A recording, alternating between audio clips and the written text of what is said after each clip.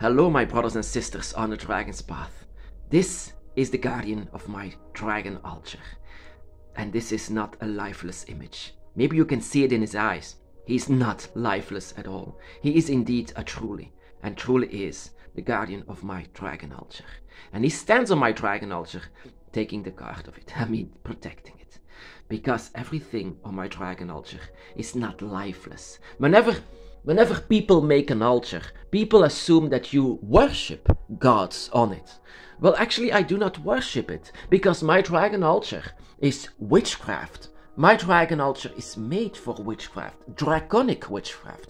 It has a purpose. Everything that stands on here is given to the dragon. Every single thing that you see here is given to the dragon, because I donated to the dragon. Everything that you see here is an image of the dragon itself. An image of my past, you can say. My past and how my dragon path has gone through. Everything that it stands, it has a story to say. Everything that stands here has a story to tell. And the thing is that I didn't even give a lot of money to it. It was almost for free. Everything that you see here. Everything that you see here is telling the story of my dragon's beginning, you can say, and all the way through the day that we live in now. But of course, the centerpiece of it, the centerpiece, this image, my brothers and sisters, that you can see in front of you, have seen everything from my dragon's path. And that is how important it is.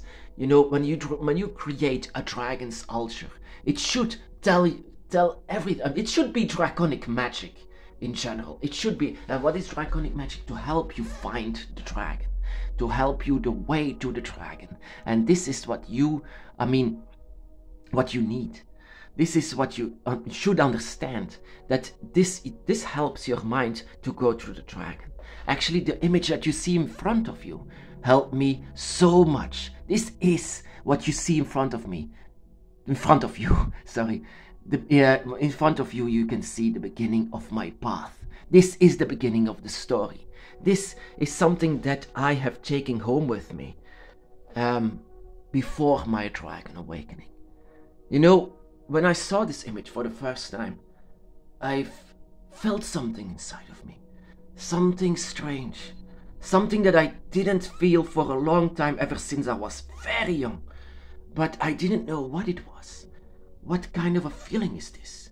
I wanted to take this image home, but there was something like a conflict inside of me. A fight, something that said, don't take it along with you. Don't take it with you. And the other side said, take it with you. Take it. You need it. And I understood that I would have, sorry that I didn't take this image in front with me, because it was from a faraway place. I don't come there every single day. So whenever I've seen it and it was for sale, I would regret my decision of not taking it. So I took it along with me in my house and took it along on my bedroom. And so there it was on the table in front of my bed. And I couldn't take my eyes from it. There was something inside of it that was connecting with me, connecting inside of my deepest emotions. What was going on? I didn't want to admit it for myself, but there was something magical going on. Something that stirred inside of me. And on my 18th birthday, it's something really strange happened. On my 18th birthday, I could see a dragon in front of me. I was just sitting in front of my computer. I knew that the air was changed. And so I turned around and I could see a dragon. I could see a dragon that I could feel that was growing and growing inside of me. The emotions that were growing and growing. And so on my 18th birthday, I could see a dragon with my awakening eyes. I could never say this to anyone. I just wrote it down in my empty book that I now call my Book of Dragon Shadows. That every single emotion that I felt was something that was growing whenever I seen this image of the dragon. The image that you see in front of you. And so I went upstairs and go in front of this image that you see in front of you. So this is what I felt whenever you are touching this image, you feel pure electricity, like it is alive or something like it. Now I can understand from it that this has become the beginning of my path, my awakening, a trigger that I always say, a trigger that I had from this image.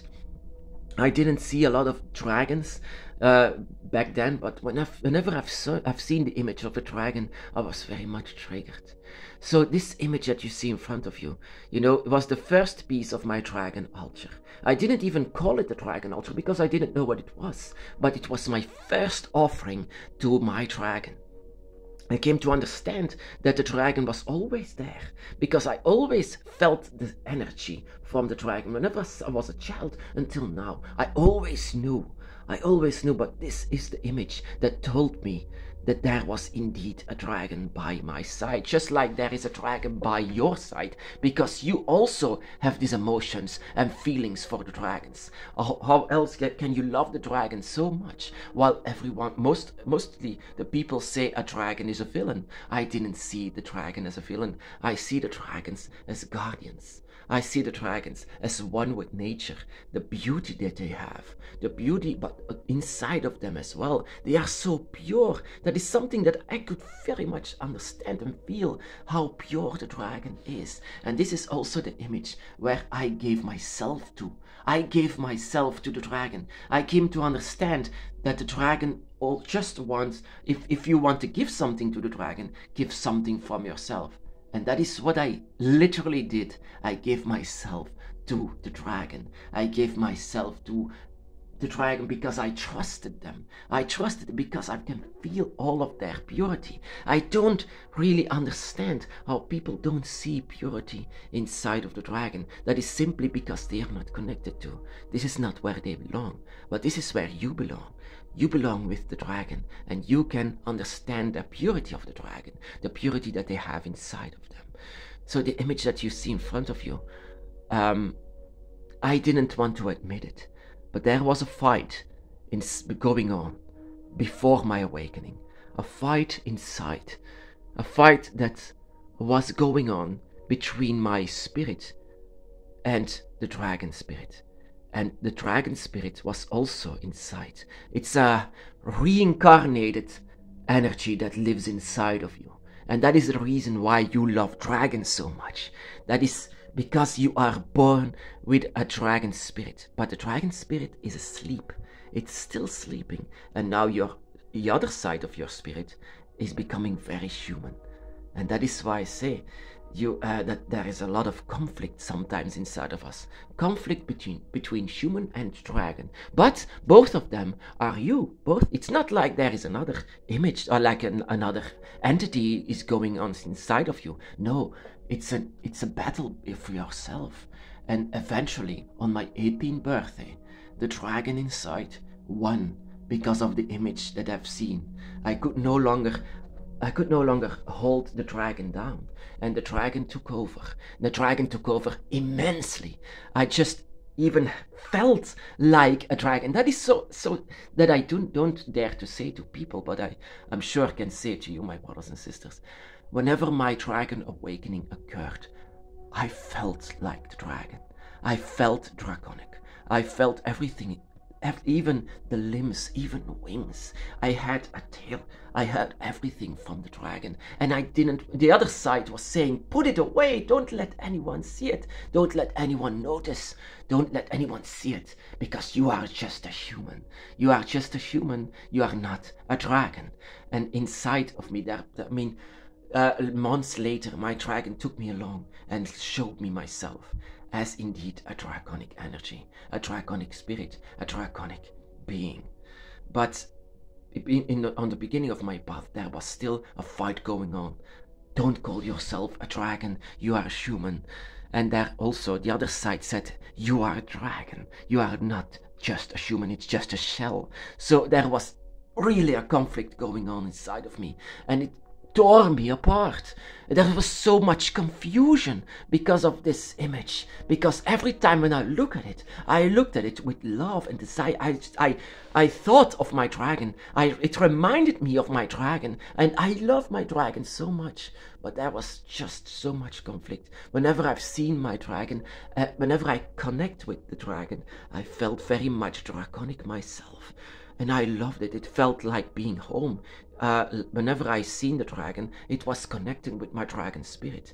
But whenever the dragon was far away, the more human energy was released.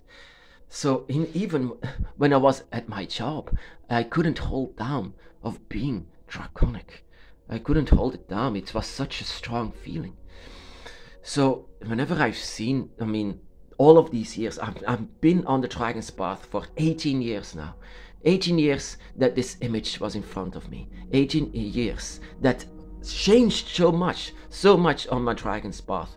I could control the draconic energy inside, but I could also learn much more from draconic witchcraft, draconic energy, and everything that has to do with the dragon.